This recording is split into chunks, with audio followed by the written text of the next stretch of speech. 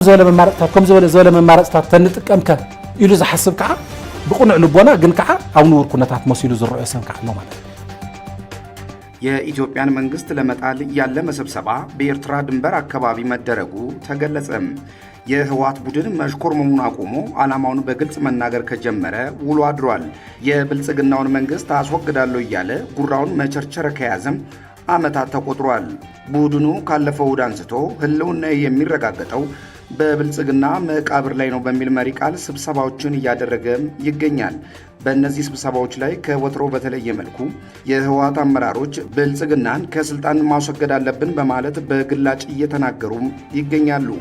ይህ ጸረ ኢትዮጵያ መንግስት ስብሰባ ዛሬም ቀጥሎ አቶ አማኑኤል አሰፋ ከኤርትራ ድንበር ቅርብ ርቀት ላይ በምትገኘው ስፍራ ላይ ሆነው ኢትዮጵያን ስለመበተን ሲመክሩ ውሎ አድረዋል። ከኤርትራ ድንበር ቅርብ ርቀት ላይ በምትገኘው አድዋ ከተማ በተደረገው በዚህ ስብሰባ የትግራይ ህዝብ ህልውና የሚረጋገጠው በብልጽግናው አገዛዝ መቃብር ነው በማለት ተናግረዋል። አቶ አማኑኤል ገጥሞናል ካሉት የህልውና አደጋ ለመውጣት በአገዛዙ ምክንያት ህልውናቸው አደጋ ላይ ከወደቁ አጎራባች ህዝቦች ጋር በመተባበር ለመስራት የሚያስችል አሰራር በቡድናቸው ተቀባይነት ማግኘቱንም አረጋግጠዋል። የህወሓቱ ምክትል ሊቀመንበር አቶ አማኑኤል አሰፋ ባለፈው ሳምንት መሬት ላይ የወረደው ጽምዶ የሚባል ጥምረት የለም ማለታቸው አነጋጋሪ ሆኖ እንደነበርም ይታወሳል።